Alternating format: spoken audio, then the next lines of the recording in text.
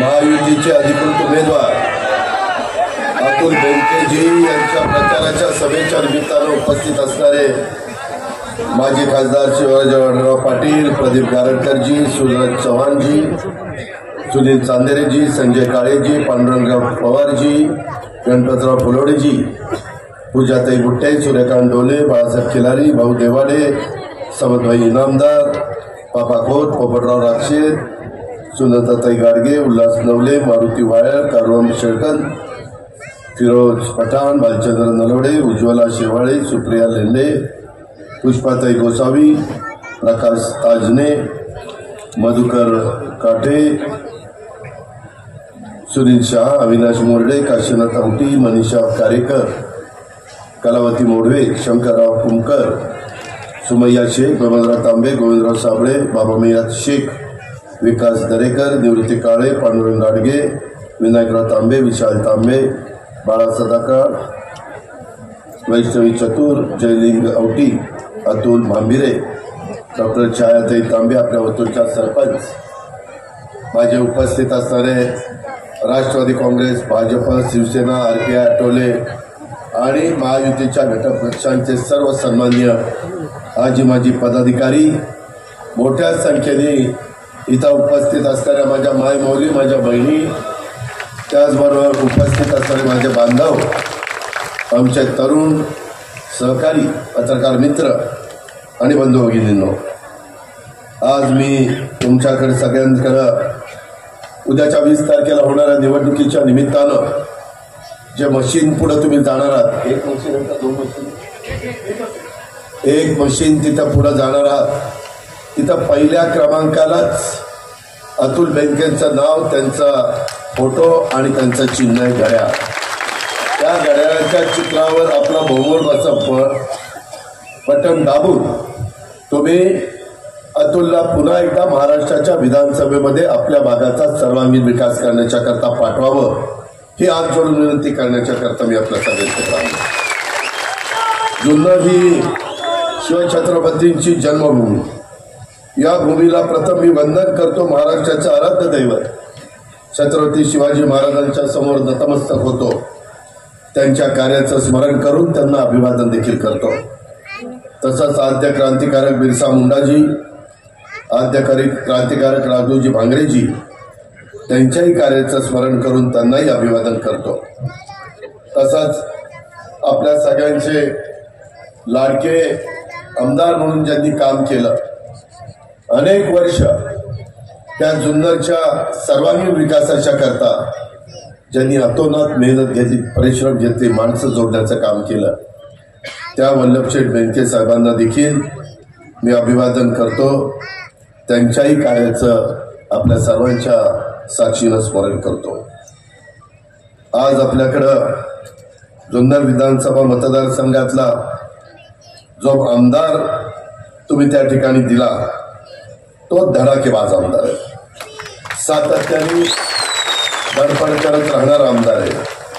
जुन्नर विधानसभा मतदारसंघाच्या सिंचनाचा, रोजगाराच्या, रस्त्यांचा, पाण्याच्या प्रश्नासाठी सातत्याने तो आजपर्यंत काम करत राहिला आणि जुन्नरकरांच्या सुखदुःखात तो सातत्याने सहभागी देखील होत राहिला. काम करत असताना त्यांनी कधी जातीचा, पात्याचा, नात्याचा, गोत्याचा विचार केला नाही. जसं रयतेचं राज्य स्थापन केलं त्यावेळेस 18 पगड 12 बलुतेदारांना बरोबर घेऊन महाराजांनी हिंदवी स्वराज्याची स्थापना केली आणि रयतेचं राज्य आणलं. त्याच रस्त्याने आम्ही सगळेजण जातोय. आम्ही सर्व धर्म समभाव विचाराचे आहोत. आम्ही जातीय सलोखा ठेवणारे आहोत. जर एखाद्याने एखादं वक्तव्य केलं तर मी माझं स्पष्ट मत त्या ठिकाणी सांगत असतो. शेवटी आपल्याला महाराष्ट्राला पुढे द्यायचंय, त्या सर्वांना पुढे द्यायचंय आणि असं असताना एकमेकाच्या बद्दल आकस, एकमेकाच्या मध्ये दरी निर्माण करून आपल्याला काही मिळणार नाही. त्याच्यातनं आपण काही साध्य करू शकत नाही. जगाची पण आज पद्धत पाहिली, अनेक देशांची बघितली, अनेक राज्यांची बघितली, तर जी राज्य, जे देश मुळ्या गोविंदांनी सर्वांना घेऊन राहतात, सगळे एकमेकाच्या मध्ये समरस होतात, सगळे एकमेकाच्या सणाला शुभेच्छा देतात, अशा पद्धतीचा परिसरच पुढे जातो. आणि त्याच्यामुळं मला जुन्नरला पहिल्यांदा सांगायचं आहे की आम्ही उद्याच्याला महायुतीचं सरकार आणण्याच्या करता त्या सगळ्या सहकार्यांची मदत होणार आहे. तुमच्या पवित्र मताची मदत होणार आहे. तुमच्या पाठिंब्याची मदत होणार आहे. पण मी आपल्याला एक गोष्ट अजून सांगतो की आम्ही कुठल्याही समाजाला कुठं धक्का लागेल, तो एकटा पडेल, त्याला असं वाटेल की माझ्याकडे कोणी लक्ष देत नाही, कुणाच्याही केसाला धक्का लावून आम्ही देणार नाही. हा माझा शब्द सुरुवातीला जुन्नरकरांना आहे, विशेषतः माझ्या अल्प विभागाला, अल्पसंख्याकाला. ही गोष्ट आपण सगळ्यांनी लक्षामध्ये घ्या. इथं आपल्या अतुलनी जुन्नरकरांच्या आशा आकांक्षा अपेक्षांची पूर्तता करण्यासाठी नेहमीच त्यांनी प्रयत्नाची पराकाष्ठा केलेली मी स्वतः पाहिलेली आहे. त्यांनी लोकांना न्याय मिळवून देण्याच्यासाठी आणि कर्तव्य भावनेने आणि सामाजिक बांधिलकी जपून धडपड, जुन्नरची जनता त्यांची धडपड ही कदापि विसरू शकत नाही. एक कार्यक्षम, एक सुसंस्कृत, एक कर्तव्यदक्ष, एक संवेदनशील आणि अभ्यासू नेतृत्व म्हणून मी अतुलकडे बघतो. त्यांना आपली एक स्वतंत्र ओळख ही त्या ठिकाणी निर्माण केलेली आहे. अशा पद्धतीचा एक सहकारी तुम्हाला अतुलच्या रूपाने त्या ठिकाणी मिळालेला आहे. माझे आपल्याला सगळ्यांना सांगायचं आहे की आम्ही त्या ठिकाणी प्रगत, पुरोगामी आणि सर्व धर्म समूहाचा विचार जनमानसामध्ये रुजवण्याची महत्वाची भूमिका त्या ठिकाणी घेतोय. त्या बाबतीमध्ये काही लोक बाहेर न येतात शिवशाहू फुले आंबेडकरांच्या महाराष्ट्रामध्ये वेगळ्या प्रकारची वक्तव्य केलेली कदाचित ती नॉर्थ मध्ये चालत असतील, परंतु ते साऊथ मध्ये आणि विशेषतः या शिवशाहू फुले आंबेडकरांचा जो वारसा आहे, जो परिसर आहे, त्या परिसरामध्ये कधी तशा पद्धतीनं चाललं नाही. त्याच्यावर कटेंगे तो बटेंगे, बटेंगे तो कटेंगे ते आमच्याकडे चालत नाही. ही गोष्ट आपण लक्षामध्ये घ्या. शेवटी आपण सगळेजण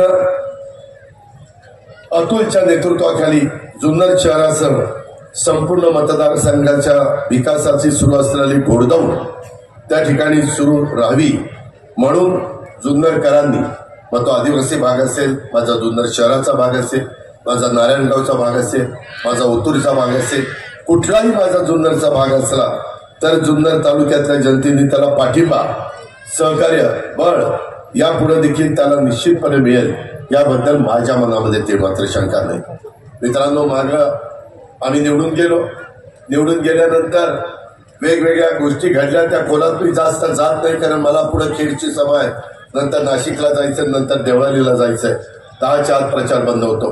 पण ते सगळं राजकारण तुम्हाला माहिती आहे म्हणून मी त्या खोलात जात नाही. आम्हाला सांगण्यात आलं की आता शिवसेनेबरोबर त्या ठिकाणी तुम्ही सरकार बनवायचं.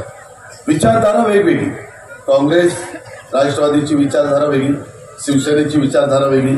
वरिष्ठांनी सांगितलं 2.5 वर्ष उद्धव ठाकरे साहेबांच्या बरोबर काम केलं, कुठं खूप चूक होऊन दिलं नाही, कधी एकमेकांचे मतभेद झाले नाही, कधी अशा पद्धतीच्या बातम्या आल्या नाही की आज काहीतरी ताणतणाव झाला, कॅबिनेटमध्ये काहीतरी वेगळं घडलं. अशा पद्धतीनं कधी आमच्या काळामध्ये तिथं झालं नाही. कारभार व्यवस्थित केला. त्याच्यानंतरच्या काळामध्ये तेव्हा 2.5 वर्षात काय झालं, वर्ष 1.25 वर्ष करोनातच गेलं. करोनामध्ये ह्या आजारातनं आपल्या महाराष्ट्रातल्या जनतेला बाहेर काढण्याकरता दिवस रात्र आम्ही मेहनत घेत होतो. ऑक्सिजन देत होतो, व्हेंटिलेटर देत होतो, अँब्युलन्स देत होतो, त्या ठिकाणी दवाखाने निर्माण करत होतो, जम्बो बेड करत होतो, बेड निर्माण करत होतो, सगळ्या गोष्टी करत होतो. रेमडेसिवीर, व्हॅक्सिन ते सगळं देत होतो. पण त्याला खूप काळ गेला आणि त्याच्यामध्ये आपला टॅक्स कमी झाला. पहिल्यांदा माणसं जागवण्याचं काम केलं आणि जे काम करत होते त्यांचे पगार देण्याचं काम केलं. विकास कामाला थोडंसं आम्हाला दूर राहावं लागलं. नंतर मात्र 1 वर्षात विकास कामं मोठ्या प्रमाणावर करण्याचा प्रयत्न केला. नंतर 1 वर्ष विरोधी पक्षात राहिलो. आम्ही म्हणत होतो सत्तेवर असल्यानंतरच कामं होतात. आम्ही सत्तेला आपापलेले नाहीये, पण ज्या लोकांनी आम्हाला निवडून दिलेले त्या भागामध्ये विकास झाला नाही. त्या 1 वर्षाच्या काळामध्ये बहुतेक सगळे अतुल बेनकेंच्या कामाला स्टे देण्यात आलेला होता, स्थगिती मिळालेली होती. ती स्थगिती उठवायची होती. नवीन कामाला मंजुरी द्यायची होती, प्रशासकीय मान्यता द्यायची होती, कॅबिनेटची मान्यता द्यायची होती. आणि म्हणून आम्ही बहुसंख्यांनी भुजबळ साहेब असतील, हसन मुश्रीफ असतील, दिलीप वळसे पाटील असतील, मी असेल, सुनील तटकरे असतील, प्रफुल्ल पटेल असतील, धनंजय मुंडे असतील, संजय बनसोडे असतील, आम्ही अनेकांनी तो निर्णय घेतला. तो निर्णय त्या मतदारसंघाच्या विकासाच्या करता घेतला. निर्णय घेतल्यानंतर स्टेज सगळे उठले गेले. त्याच्यानंतरच्या काळामध्ये कामाला सुरुवात झाली. जुन्नरकरांनो नीट लक्षात घ्या, 5 वर्षामध्ये जवळपास 2.25 वर्ष आमची वाया गेली आणि राहिलेला 2.5-3 वर्षामध्ये अतुल बेनकेच्या पाठपुराव्यामुळं माझ्यासारखा कार्यकर्ता अर्थमंत्री म्हणून 3,300 कोटी रुपये त्या ठिकाणी देऊ शकला. 3,300 कोटी. आणि तो हा पुरावा आहे. याच्यामध्ये कुठं पैसे दिले, कशा प्रकारे दिले, काय निर्णय घेतले, हे सगळं याच्यामध्ये ते सांगून मी आपला सगळ्यांचा वेळ घेत नाही. परंतु मित्रांनो, हे सगळं करत असताना मी आपल्याला सगळ्यांना एक गोष्ट आवर्जून सांगेन की लोकसभेला आम्हाला फटका बसला, ज्याचा उल्लेख शिवाजीराव आढळराव पाटलांनी केला. खरं तर ते सगळे सतत लोकांच्या मध्ये राहणार आहे. मला वाटलं नव्हतं की अशा प्रकारचा फटका बसेल. ठीक आहे, लोकशाही, तुमच्या ठिकाणी निर्णय घेतला, पण आज देखील ते शिवाजीराव आढळराव पाटील लोकांशी संपर्क ठेवतात. सतत आम्हालाही सांगतात डीपीडीसी मध्ये हे झालं पाहिजे, राज्य सरकारकडनं तशा पद्धतीनं निर्णय झाले पाहिजे. एकंदरीत सतत त्यांचं लक्ष ह्या कामाकडे असतं. आणि एवढंच नाही, काय झालं, त्यावेळेस आम्हाला कांदा निर्यात बंदी होती. त्याचा फटका नाशिक, नगर, पुणे, सोलापूर, सातारा या माझ्या 5-6 जिल्ह्यामध्ये कांदा उत्पादक शेतकरी, माझ्या जुन्नरमध्ये तिथंही माझा शेतकरी नाराज झाला, भाव पडले. आम्ही नंतर का एवढा 0.6% मतं कमी आहेत, 0.6% लोकसभेला. महाविकास आघाडी महायुतीमध्ये एवढाच फरक आहे, तरी एवढ्या जागेला फटका बसला. आता ती भर तर काढायला पाहिजे, बसून चालत नाही. झालेल्या गोष्टी त्या पुढे न येण्याच्या करता निर्णय घ्यावे लागतात. आम्ही पहिला निर्णय घेतला, कांदा निर्यात बंदी उठवा. बंदी उठवली. आज माझ्या शेतकऱ्यांना भाव चांगला मिळतोय. आज माझा कांदा उत्पादक शेतकरी खुश आहे.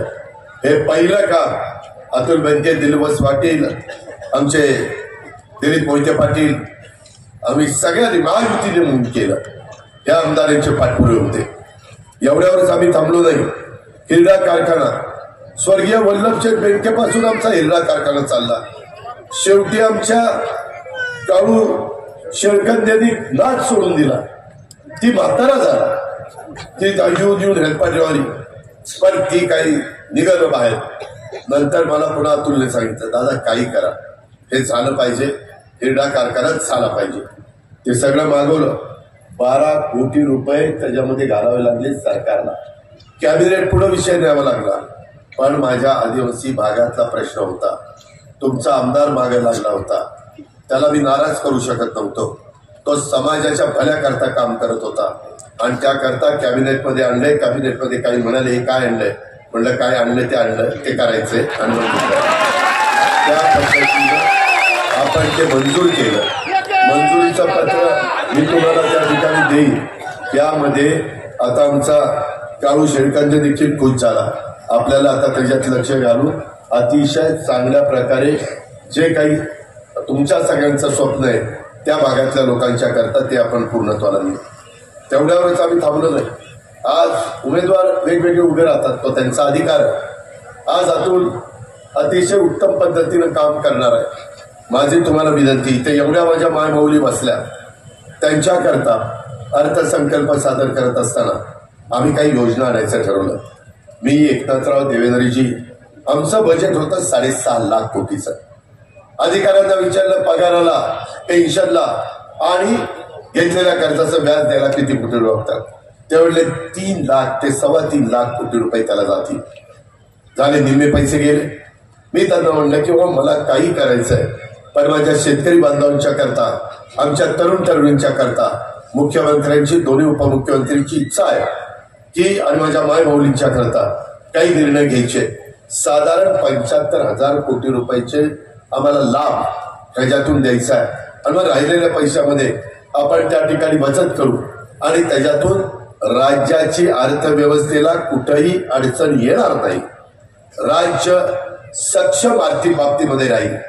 विरोधकांनी किती आरोप केले, माझ्या तिजोरीची दिवाळखोरी निघाली, कंगाल केलं राज्याला, कर्जबाजारी केलं, काही यांना कळत नाही. अरे तुम्हाला जास्त कळते का? आम्ही काय गोटे काय झालो? त्याच्यामध्ये आम्ही तिथं 10वा अर्थसंकल्प सादर केलं उद्योजकांनो. काही पहिला नव्हता केला. 10 वर्षाचा अनुभव काही कमी आहे? 10 उन्हाळे पावसाळे जास्त बघितले होते ना अर्थसंकल्पाच्या बाबतीमध्ये. इतर पण तज्ञांना विचारलं, ते म्हणले ठीक आहे दादा, बचत केली 10-12% तर 75,000 कोटी बाजूला निघू शकतात. आणि मग माझ्या मायबाऊलीच्या करता दर महिन्याला 1,500 रुपये द्यायचा निर्णय झाला. काही काहींना दिवाळीच्या आधी 5 महिन्याचे 7,500 रुपये मिळाले की नाही? मिळाले. त्याच्यामध्ये आम्ही बोलतो तसं वागतो. आमचे विरोधक म्हणले कुठले देत आहेत, सुनामी जुमला आहे, त्यांच्याकडे काही नाही. काय तुमच्याकडेच आहे आणि आम्ही काही मोकळेच होत काय? त्यामध्ये आम्ही ते दिल्यानंतर माझ्या मायबोली खुश झाला, दिवाळी चांगली झाली. रक्षाबंधनला पण दिले, भाऊबीजेला त्याच्या ह्याच्यामध्ये अक्षरशः राखी बांधलेले, संपूर्ण हात त्या ठिकाणी भरलेले. अशा पद्धतीनं आमच्या सगळ्या बहिणींनी आमच्यावर अपार अशा प्रकारचं प्रेम केलं, आम्हाला पाठिंबा दिला. या पद्धतीनं आम्ही त्या ठिकाणी बघत आलेलो आहे. मित्रांनो, माझ्या मायबोलीनं एवढ्यावरच आम्ही थांबलो नाही का? हे फोटो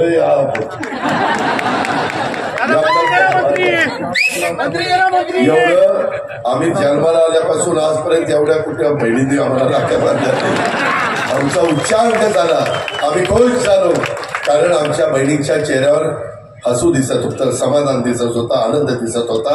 आणि मुख्यमंत्री दोन्ही उपमुख्यमंत्र्याला हेच पाहिजे होतं, दुसरं नव्हतं पाहिजे. त्याच्यात दुसरं सुख कशात आहे? अरे इतके दिवस आपण ह्यांना कधी काही दिलं? मंत्री करा मंत्री. त्याला जास्त मताधिकारी निवडून आला लागतं. त्यामध्ये मी आपल्याला सांगतो की ह्या सगळ्या गोष्टीमध्ये हे सगळं करत असताना विरोधकांनी टीका केली. देऊन किती दिले? 1,500 रुपये. अरे दिवसभर काम केल्यानंतर ज्याची संध्याकाळची चूल पेटती त्याला 1,500ची किंमत आहे. तुम्हाला काय माहिती 1,500ची किंमत? तुम्ही 96 सत्तेवर असताना ₹1.25 पण दिला नाही आणि आम्ही 1,500ची तुम्ही काढता ही तुमच्या अवकात. या पद्धतीनं तुम्ही आम्हाला शिकवता आणि नंतर कोर्टात गेले बंद करायला. नंतर म्हणले स्टे द्या. अरे बहिणींना पैसे मिळतात, जात पात धर्म काही बघितला नाही. सगळ्या बहिणी, सगळ्या समाजाच्या आम्ही भेदभाव करत नाही, आम्ही सर्वांना घेऊन जातो. ही आमच्या शिवशाहू फुले आंबेडकरांची शिकवण आहे. आणि ह्या पद्धतीनं आम्ही सगळेजण पुढे चाललो. मुली शिकत नव्हत्या, कॉलेजमध्ये काढल्या जायच्या, आम्ही 50% त्यांचं शिक्षणाची फी द्यायचो. काही आई वडील आले, आम्हाला 50% देखील भरता येत नाही. मुख्यमंत्र्यांना आम्हाला भेटले आणि म्हणले काय सांगावं, सरकारने फक्त 50% गरिबांच्या मुलींना कॉलेजच्या शिक्षणाच्या करता देण्याचा निर्णय घेतला, पण आमच्या मुलीनं राहिलेले 50% आम्हा आई वडिलांच्याकडे नसल्यामुळं मुलीने स्वतःचा जीव दिला. काय आम्हाला वाटलं असेल का? तर ती गरिबांच्या घरामध्ये जन्माला आली बोलून. त्याच्यानंतर एकनाथराव, मी आणि देवेंद्रजी बसलो. म्हणलं चला 50% किती द्यावे लागतात? 3,000 कोटी रुपये द्यावे लागतात. म्हणलं अजून 3,000 कोटी, 6,000 कोटी रुपये दिले तर माझ्या महाराष्ट्रातल्या गरीब घरामध्ये जन्माला आलेल्या मुलींना कॉलेजचं शिक्षण फ्री होणार आहे. तोही निर्णय घेऊन टाकला. शेवटी राज्य जनतेच्या भल्याकरता चालवायचं असतं. हे 2 निर्णय घेतले. जन्माला आलेली मुलगी ती 18 वर्षाची होईपर्यंत 1,01,000 रुपये टप्प्याटप्प्याने आम्ही तिला देतो. तो निर्णय घेतला. 3 गॅस सिलेंडर देण्याचा निर्णय घेतला. आम्ही निर्णय घेत होतो. महिला समाधान व्यक्त करत होत्या, आनंद व्यक्त करत होत्या. जाईल तिथं सभेला. आतापर्यंत माझ्या एवढ्या जुन्नरमध्ये सभा झाल्या, एवढ्या महिला तर मी कधीच बघितल्या सभेला. आता ती कमी पडली, ह्या जास्त झाल्या. आता तुमचं संपलं, आता हेच गमतीचा भाग जाऊ द्या. परंतु आम्हाला टीका केली ना, अरे त्यांच्या लाडक्या बहिणी आणि भाऊ तर काय दोडके झालेत वाटतं, काहीच नाही ना भावांना. आम्ही तिकडं आलो, 3, 5, 7.5 ह्या मोटरचं वीज बिल माफ करायचं आकडे मागवले देवेंद्र मी आणि एकनाथरावनी. 44 लाख शेतकरी, 15,000 कोटी रुपये वर्षाला लागणार. म्हणलं वीज फुकट मिळणार आहे ना त्यांना, 15,000 कोटी रुपये देऊ. कारण 75,000 कोटी बाजूला काढले होते, त्यांना 45,000 कोटी, तुम्हाला ते 15,000 कोटी. त्याच्यामध्ये माझ्या स्टायपनला 6,000, 8,000, 10,000, त्याच्यामध्ये 8,000 कोटी, गॅस सिलेंडरला 2,000 कोटी, असा सगळा हिशोब 75,000 कोटीचा जुळवलेला होता. त्याच्यातून तुमचे 15,000 कोटी रुपये भरले. तुम्हाला झिरोची बिल आली का? आली. राहिलेल्यांना पण येतील. आचारसंहितेमध्ये अडकलं असेल. मागचं बिल द्यायचं नाही, चालू बिल झिरो, पुढचं बिल द्यायचं नाही. पण आता 3, 5, 8, 5 ला पहिलं 5 रुपये लिटरला जास्त दिला अनुदान. भाव वाढले तर ग्राहकाला तोटा होतो, ग्राहक नाराज होतो. मग आता 1 ऑक्टोबर पासून 7 रुपये केले. 3, 5, 8, 5 डायरेक्ट तुमच्या अकाउंटला. हे पैसे आधार कार्डची लिंक डायरेक्ट त्यांच्या अकाउंटला. मध्यस्थी नाही, पैशाची गळती नाही, डायरेक्ट आमच्या ह्याच्यामधनं मंत्रालयातनं पैसे त्या माऊलीच्या माझ्या अकाउंटला. मध्ये कुणी पुरुषांनी लुडबुड करायचं कारण नाही. फार तर म्हणा हे दे ग जरा 1,000 रुपये. तर त्याच्यामध्ये आम्ही तुम्हाला बिल माफ केलेलं आहे, पुढेही बिल माफ करणार आहे. त्या संदर्भात मला इथं बिबटे आहे, बिबट्याच्या संदर्भामध्ये बऱ्याच काही गोष्टी आहेत आणि त्याच्यामुळं मला अतुल नेहमी सांगायचा. मी अनेकदा आलो शिवाजीराव पण पाटील त्यांच्या इलेक्शनच्या काळात काही घटना घडल्या, आता हे काही बरोबर नाही आणि त्याच्यामुळं आम्ही ते ठरवलं करायचं. आता मी सांगतोय तुम्हाला अजून 4-5 महिने कळ काढा. 4-5 महिन्यांनी महाराष्ट्रातल्या तमाम शेतकऱ्यांना चांद्यापासून बांध्यापर्यंत सूर्य उगवला वीज पंप चालू, सूर्य मावळला वीज पंप बंद, घरी जायचं संध्याकाळी आपल्या आपल्या. आणि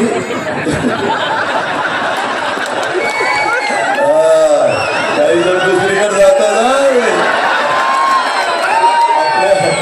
आपल्या बायका पोरांच्याकडे जायचं, जेवायचं, खावायचं, गप्पा मारायच्या. बिबट्याची भीती नाही, रातगावाची भीती नाही, पिंचोकाट्याची भीती नाही, सापाची भीती नाही. अशा पद्धतीने आम्ही निर्णय घेतो. हे तुमचं सरकार आहे, आम्ही त्या ठिकाणी शेतकरी आहे. एवढंच नाही, मागील 5 वर्षामध्ये हे 3,300 कोटी रुपये दिले. कोरोना आला, निसर्ग चक्रीवादळ आलं, तरी देखील पैसा कमी पडून दिला नाही. निसर्ग चक्रीवादळात अतुल आपणच फिरत होतो, कितीतरी लोकांचं नुकसान झालं, त्याच्यात भरपाई द्यायचा प्रयत्न केला. 28 कोटी. खरं नुकसान होऊच नाही, परंतु पुन्हा फुलाची पाकळी, पुन्हा माझा शेतकरी उभा राहायला पाहिजे, तो मोडता कामा नये, अशा प्रकारची माझी परिस्थिती होती. आणि आता सौर ऊर्जामध्ये 9,500 मेगावॉट वीज निर्माण करण्याचं काम आमचं त्या ठिकाणी चाललंय. बिबट प्रवण क्षेत्र लोकांना त्याचा त्रास होतो म्हणून आम्ही काही निर्णय घेतले. पैसे द्यावेच नव्हते, आवडला नाही, पिंजरे कमी पडतात. डीपीडीसीचा मी प्रमुख होतो, 1250 कोटी आपल्याकडे होते. पिंजरे किती पाहिजे फॉरेस्टच्या लोकांना विचारलं, जेवढे पैशाचे पिंजरे पाहिजे होते तेवढे पैसे त्यांना दिले, अधिकचे पिंजरे दिले, वायर दिली, रोप दिले, टॉर्च दिले, नेट जाळी दिली, बिबट बेशुद्ध करण्याची बंदूक दिली, त्याच्यामध्ये ट्रॅप कॅमेरे दिले, वाहनं दिली, आणि डीपीसी मधनं 3 कोटी रुपयाचा निधी दिला. मित्रांनो, आम्ही काम करणार आहे, आम्ही कामाची माणसं, आम्ही रडत बसत नाही, अरे पैसेच नाही कुठं द्यायचे, असं नाही. 3 कोटी रुपये दिले. त्याच्यामध्ये आता आपण नवीन बिबट निवारण केंद्र बांधणार आहे. जिथं बिबट संख्या जास्त आहे तिथं पकडण्याचे आदेश दिलेले. आतापर्यंत क्षमता 42 होती, ती आता 150 आपण करतोय. काही बिबटे आपण त्या ठिकाणी गुजरातला दिले, 15 का काहीतरी बिबटे दिले, 10 दिले. आणि हीच काय म्हणतात, गुजरातला कारखाने चालले. अरे येड्यांनो, बिबटे गेले, बिबटे कारखाने कुठले गेले. काही सांगता राव आम्ही गप्प बसतो म्हणून काही ऐकायला काय हे असलं नाही चालणार.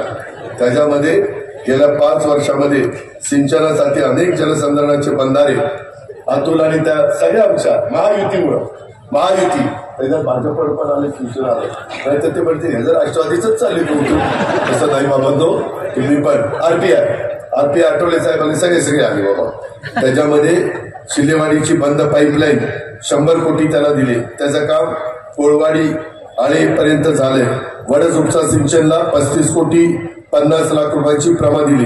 त्याचा फायदा खिल्लारवाडी, सावरगाव, निमदरे या गावांना त्या ठिकाणी होणार आहे. एक दिवस असाच अतुल माझ्याकडे आला आणि तो म्हणला दादा 34 सुप्रमा त्या ठिकाणी कुकडीला मिळाली. ते झाल्यावर पठारावर आपल्याला पाणी न्यायचंय आणि कोपरे मांडवे बंधारा आम्ही करणारच.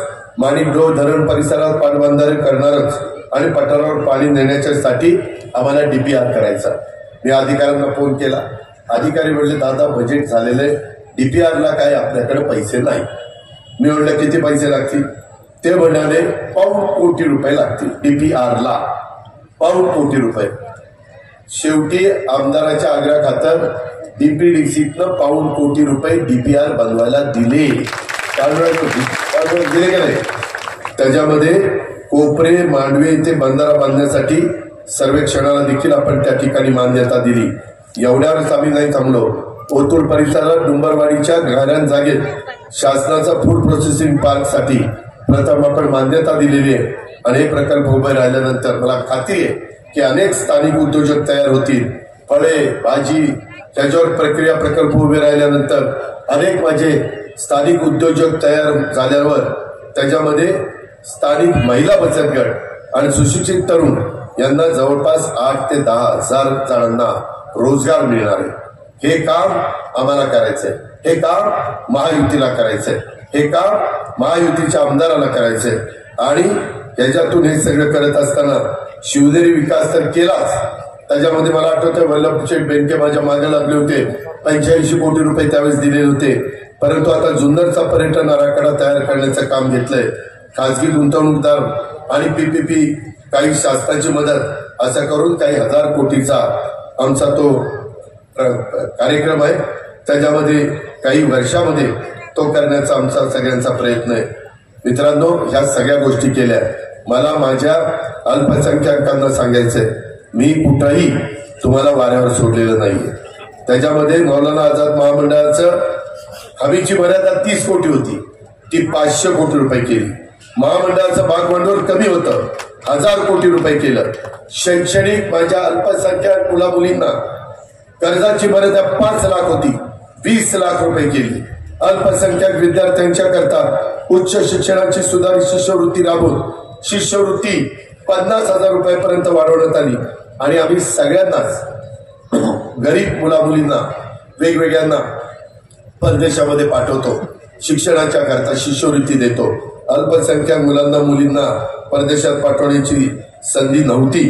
त्यांच्या गुणवत्तेला वाव मिळावा म्हणून मी अल्पसंख्याक समुदायातील 75 विद्यार्थ्यांना प्रतिवर्षी प्रत्येक विद्यार्थ्याला 40 लाख रुपये शिष्यवृत्ती देण्याचा निर्णय घेतला आणि आपण मुला मुलींना तिकडे पाठवतो. अल्पसंख्याक उमेदवारांच्या करता पोलीस भरती प्रशिक्षण योजना निवासी स्वरूपात राबवण्याच्या करता तो निर्णय आम्ही घेतला. 15 जिल्ह्यात अल्पसंख्याक समाजातील महिलांना नवीन 2800 बचत गट स्थापन करण्याचा निर्णय घेतला. महिला बचत गटाच्या कर्जासाठी लावलेल्या जाचकाठी त्या रद्द करण्याचा निर्णय घेतला. डॉक्टर झाकीर हुसेन मदरसा आधुनिकीकरण योजनेला प्रतिवर्षी 2 लाख दिले जात होते. आता 2 लाखात काही होत नाही. ते आता 10 लाख रुपये इतकी वाढ करण्यात आलेली आहे. मदरसा शिक्षकांच्या मानधनात 6,000 रुपये होते डीएडवाल्यांना ते 16,000 केले. बीएडवाल्यांना 8,000 होते ते 18,000 रुपये केले. अल्पसंख्याक विभागाला मी प्रथमच अर्थसंकल्पात 1,000 कोटी रुपयाची तरतूद त्या ठिकाणी केली. पहिली 700 पुरवणीमध्ये 300 अशी 1000 कोटी. सगळ्या आमदारांना बहुतेकांना मी अल्पसंख्याकांच्या करता निधी दिला. शादीखाना बांधण्याकरता, दफन मुलीला वॉल कंपाऊंड करण्याकरता, उर्दू शाळा मोठ्या प्रमाणावर मुलं असतील तर ती करण्याकरता. तुला किती पैसे दिले? आज अल्पसंख्याक विभागाकडनं 72 कोटी. कधी महाराष्ट्राची निर्मिती झाल्यापासून जुन्नरकरांनो एवढा पैसा इथं आला नव्हता. तो आला, उपकार केले नाही, जबाबदारी होती, आम्ही तुमचं काम केलं. परंतु तुम्ही तुमचं काम करा. आता तुम्ही असं म्हणत चालू नका हेच बरोबर आहे तर तेच बरोबर आहे. आम्ही आहोत ना, तुम्ही काय काळजी करताय? काल परवा तुमची रॅली प्रचंड मोठी निघाली, मला मगाशी कोणी सांगत होतं, त्याबद्दल तुमचं अभिनंदन. पण त्या रॅलीचं रूपांतर घड्याळाचं बटन दाबायला झालं पाहिजे. पुन्हा दादा काय करणार, रात्री पतवा आला सगळं गेलं. अरे सगळं गेलं, आम्ही कधी जाऊन दिलं का? आम्ही काम करतोय ना, आम्ही भेदभाव करतोय का? आम्ही तुमच्या केसाला धक्का लावून देणार नाही ना, तुम्ही काय काळजी करताय? त्यामध्ये मला आपल्याला सगळ्यांना सांगायचंय, खूप गोष्टी आहेत, परंतु माझी 4ला सभा आहे. तुम्ही तुमचं काम करा, पुढची जबाबदारी माझ्यावर सोपवा. त्यामध्ये मी तुम्हाला सांगेन, स्वर्गीय वल्लभशेठ बेनके आता आपल्यात नाहीये. वल्लभशेठ बेनके वर्ण बघताय, पण आता आपल्यात नाहीये. अतुल हा आपल्याला पोरका करायचा नाही, अतुलला पोरका करायचा नाही. बेनके कुटुंबांनी जुन्नरची खूप सेवा केलेली आहे, ही तुम्हाला मान्यच करावं लागेल. मी स्वतः अतुलच्या पाठीशी भक्कमपणे उभा आहे. त्याच्यामध्ये तो सिव्हिल त्या ठिकाणी झालेला आहे, कष्ट करणारा आहे, शांत स्वभावाचा आहे. काम नाही झालं तर चिडतो, काम झालं तर गुमानी जातो, अशा पद्धतीचे त्याची सवय आहे. त्याच्यामुळं मी त्याला चिडूनच देत नाही, कामच करतो, त्याच्यावरती कशाची नाही. अशा पद्धतीनं आमचं काम चाललंय. मित्रांनो, काही झालं तर ही अतुलची वल्लभशेठ बेनके हयात नसतानाची पहिली निवडणूक आहे. उद्याच्याला त्याच्या घड्याळाच्या चित्राचं बटन दाबून खऱ्या अर्थाने वल्लभशेठ बेनकेंना त्या ठिकाणी श्रद्धांजली आपल्याला व्हायची. तुम्ही माझी हात जोडून कळकळीची विनंती आहे, बाकी कुणाचा विचार करू नका. मी पुढे तुमचं अजून विकास कामा करता आम्ही महायुती, एकनाथराव, देवेंद्र, मी आम्ही काही तुम्हाला कमी पडू देणार नाही. आता सांगितलेल्या गोष्टी करीनच. आणि मगाशी तुमचं एक सांगायचं राहिलं, मी कुठं महाराष्ट्रात फिरायला गेलो, सभांना गेलो, तर त्याच्यामध्ये काहीतरी असं करून टाकतात की अजित पवार असं काहीतरी बोलला.